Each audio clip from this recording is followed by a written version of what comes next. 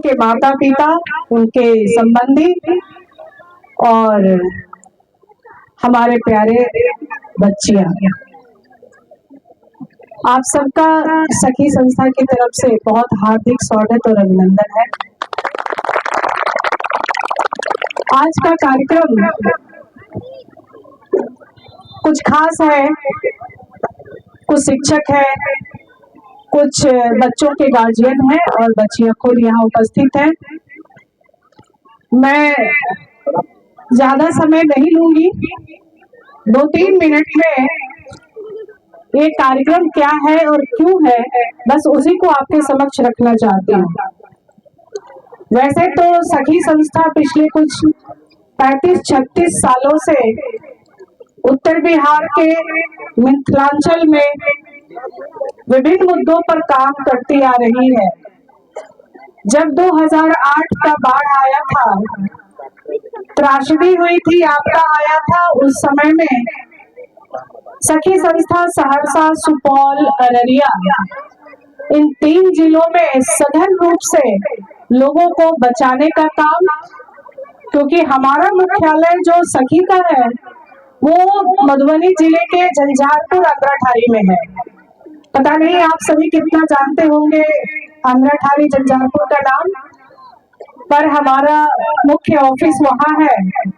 और चूंकि जो 2008 का आपदा आया था, बाढ़ आया था, उसके पहले इतनी बड़ी त्रासदी उत्तर बिहार मिथिलांचल में कभी नहीं हुआ था। इस इलाके में कोसी का ये बहुत सालों के बाद का त्रासदी था, परंतु मधुबनी और उसके बाद दरभंगा, ईस्ट वेस्ट चंपारण, सीतामढ़ी और मुजफ्फरपुर बहुत सारे बाढ़ों में विपदाओं को झेल चुका था और हमारा काम उस पर चल रहा था। तो हमारे पास तकरीबन 30 नाव थी और हमारे अंग्राठारी से ही वीडियो ट्रांसफर होके यहाँ आए थे साहिब परवीर जी, सुपौल में, सुपौल के ही वो वीडियो थे। उन्होंने रात को 2 बजे फोन किया और बताया कि बांध टूट गया है और बहुत तेजी से गांव डूब रहे हैं। आप चूंकि वहां काम करती थी तो आप कृपया वहां से नाव भेजिए। और उन्होंने डीएम को भी फोन किया कि मैडम को बोलिए उनके पास नाव है, तुरंत भेजने के लिए। तो हम लोगों ने सारे नाव को लोड करा के रात भर हम लोगों ने भेजा। वो नाव हमें वापस नहीं मिला आज तक, लेकिन खुशी इस बात की है कि हमने किसी की जान बचाई। हमारे जो भी संसाधन थे वो कुछ लोगों को जान बचाने के काम आए और उसके बाद हम निरंतर 3 साल तक इस 3 जिले में रहे और बच्चों के साथ ही काम किया और बच्चों को बचाने के साथ साथ उनके खाना पीना पढ़ाई के ऊपर काम किया।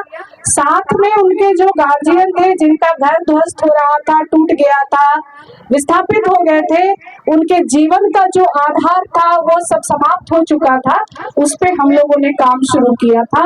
और लगातार 3-4 साल काम करने के बाद जब सरकार पूरी तरह से यहाँ आकर ओन की उस काम को, हम लोग फिर वापस अपने जगह पर जाकर काम करने लगे। तो ये आपके जिले का हमारा पुराना अनुभव है और हमारे साथ साथ कई संस्थाओं ने यहाँ काम किया। अभी विगत कुछ 3 सालों से 3 साल हो गए, 3 सालों से आपके जिले में सभी प्रखंड में बालिकाओं को लेकर कुछ काम चल रहा है। आप सभी गार्जियन हैं और शिक्षक भी यहाँ हैं।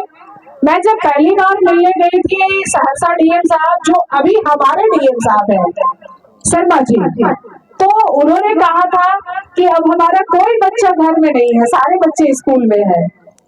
तो हम लोगों ने अपना लैपटॉप खोल के जो D2D का सर्वे था हमने उनको दिखाया कि सर अभी भी इस जिले में 40,000 बच्चे आउट ऑफ स्कूल है और लड़के नहीं, हम सिर्फ लड़कियों की बात कर रहे हैं। तो वो बिल्कुल चुप हो गए और उन्होंने बोला कि मैं क्या मदद कर सकता हूँ। हम बोले सर आपकी मदद नहीं है, मैं ही मदद करना चाहती हूँ सरकार की, क्योंकि ये बच्चे सरकार के स्कूल में जाने के लिए हैं। हम तो पैरेलल कोई स्कूल नहीं बनाने वाले हैं, लेकिन हमारी मंशा है कि जो भी बच्चियां स्कूल में नहीं है, ये उनका अधिकार है कि वो स्कूल में जाए, और स्टेट का फर्ज है, कर्तव्य है कि उन बच्चियों को सर्विस दे। तो उन्होंने बोला कि आप अगर इतनी दूर से आके ये काम कर सकती हैं तो हमको जो भी करना होगा हम करेंगे। और उनका जब सहयोग प्राप्त हुआ, डीओ साहब का सहयोग प्राप्त हुआ, बीओ का सहयोग प्राप्त हुआ, और सबसे ज्यादा जो सहयोग प्राप्त हुआ वो आप सबों से हुआ, क्योंकि ग्रास रूट पे हमें स्कूल में नामांकन कराना था और यहाँ पे बीआरसी और शिक्षक ही हमारे सबसे नजदीकी साथी थे। अगर आप सबों का सहायता नहीं मिलता, सहयोग नहीं मिलता, तो हम इतने बच्चों को आपके स्कूल तक पहुंचा नहीं पाते। और उसके बाद जो सहयोग मिला उसके लिए मैं सबसे ज्यादा धन्यवाद उन तमाम गार्जियन को करना चाहती हूँ जिन्होंने अपनी बच्चियों को स्कूल भेजने में अपनी जो इच्छा थी वो आगे लेकर आए और आपने सहयोग किया। इसके लिए मैं आप सबका बहुत आभार व्यक्त करती हूँ कि आज जो आपके जिले में अभी तक फर्स्ट ईयर में हमने 2000 बच्चियों का एडमिशन कराया था, सेकेंड ईयर में हमने 5000 बच्चियों का एडमिशन कराया था, थर्ड में हमने 6000 बच्चों का एडमिशन कराया, और अभी जो एडमिशन हुआ है वो भी 8000 बच्चों का एडमिशन हुआ है आपके जिले में। ऐसे अगर हम 2 जिले में काम कर रहे हैं, दरभंगा में भी काम कर रहे हैं, तो ये तमाम जिले में मिला के हम 40000 बच्चियों तक पहुंचे हैं और 40000 बच्चियों को हमने स्कूल में भेजा है। और उन बच्चियों में से तकरीबन 90-95% बच्चियों का रिटेंशन आपके स्कूल में कंटिन्यू चल रहा है, वो एब्सेंट नहीं हुए हैं। इसके लिए एक बार हम गार्जियन को भी, बच्चे को भी और आपको भी बहुत धन्यवाद और बहुत शुभकामना देना चाहते हैं। और आप सबके लिए एक जोरदार ताली सभी लोगों की तरफ से होना चाहिए। ये इसलिए होना चाहिए क्योंकि हम सभी जानते हैं कि अगर एक बच्ची पढ़ेगी तो एक परिवार का 6 सदस्य पढ़ेगा। 6 सदस्य हम क्यों बोलते हैं?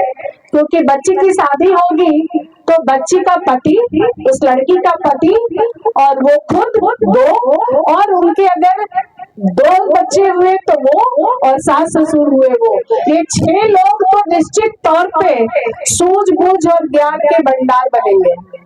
इसलिए लड़कियों का पढ़ाई बड़ा जरूरी है। अगर लड़का पढ़ता है तो वो परिवार को छोड़कर कमाने के लिए बाहर चला जाता है, पर लड़की पढ़ती है तो अपने परिवार के अंदर परिवार को संवारने का काम करती है, अपनी जिंदगी को अपने शर्तों पर, अपने हिसाब से, अपनी पहचान के साथ समाज में आगे बढ़ाती है।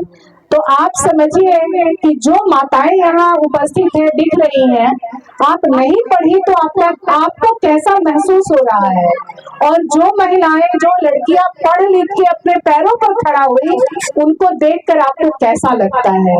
यहाँ कई टीचर्स हैं जो यहाँ पे बैठी हैं, आपको कैसा लगता होगा कि ये आपके गांव की बहू बेटी है, आज शिक्षिका बनी हुई है, कोई आंगनबाड़ी सेविका है, कोई सहायिका है, कोई नर्स दीदी है, कोई टीचर शिक्षिका दीदी है।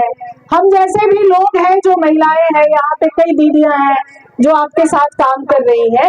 तो पढ़ाई का सिर्फ ये मतलब नहीं है कि हम पढ़ा दिए, लड़का अच्छा मिल जाएगा, शादी कर देंगे, सिर्फ ये मकसद लेके बच्चों को नहीं पढ़ाना है। शादी सबसे अंतिम मकसद होना चाहिए किसी के भी जीवन में। शादी तो होना ही है, हमारी संस्कृति है, हमारे रीति रिवाज है, हमारा परंपरा है। शादी करना सनातन धर्म का सबसे बड़ा कार्य है, उसको निभाना, परिवार बढ़ाना हमारा सनातन धर्म का सबसे बड़ा काम है, उसको करना ही है। परंतु जब तक हम शिक्षित ना हो जाए, जब तक हम अपने पैर पर नहीं खड़ा हो जाए, तब तक शादी का नाम किसी गार्जियन को नहीं लेना चाहिए। आप सबको पता है शादी कितने उम्र में होना है, कब होना है, कैसे होना है। बच्चे का जन्म किसी भी गर्भवती माता को कब देना है, ये सारी जानकारी आपको रखनी चाहिए, ताकि हमारा देश, जब हम कहते हैं कि हमारा देश स्वस्थ, समृद्ध और विकसित बने, तो उसके पीछे एक स्वस्थ नागरिक बनाने की जरूरत होती है। अगर एक स्वस्थ नागरिक नहीं होगा तो कभी भी स्वस्थ समाज, स्वस्थ देश नहीं बन पाएगा, शिक्षित नहीं बन पाएगा, समृद्ध नहीं बन पाएगा हमारा देश। तो हमारा उद्देश्य है कि हम सब जितनी मेहनत करते हैं, अगर आपके इर्द गिर्द, अड़ोस पड़ोस, गांव में, समाज में कोई भी बच्ची जो अभी भी स्कूल नहीं जा रही है, जिसका उम्र 6 साल से ऊपर है, आप कृपया उनको स्कूल भेजने का काम करें, उनको प्रेरित करें। और जो बच्चियां यहाँ बैठी है, अगर आपके साथ गांव में कोई बच्ची खेलने आती है, कोई कार्य प्रयोजन में गीत गाने आती है और वो स्कूल नहीं जाती है, आप सब मिलके उसको प्रेरित करो, उनको स्कूल में लाओ, उनका नाम लिखाओ, और जैसे आप पढ़ रहे हो, आगे बढ़ रहे हो, वैसे ही उन बच्चियों को भी पढ़ने का, आगे बढ़ने का मौका मिले। ऐसी शुभकामना के साथ पुनः आप सभी को एक बार बहुत धन्यवाद और बहुत शुभकामना देना चाहते हैं। ऐसे कार्यक्रमों का आयोजन होता रहे, आप सभी कार्यक्रमों को आगे बढ़ाते रहे। विशेषकर मैं विद्यालय परिवार को बहुत धन्यवाद, बहुत शुभकामना देना चाहती हूँ। और हमारे जो साथी दिन रात इस काम में लगे हैं, आप सबों को भी बहुत शुभकामना और बहुत बहुत सहृदय धन्यवाद, आभार व्यक्त करती हूँ।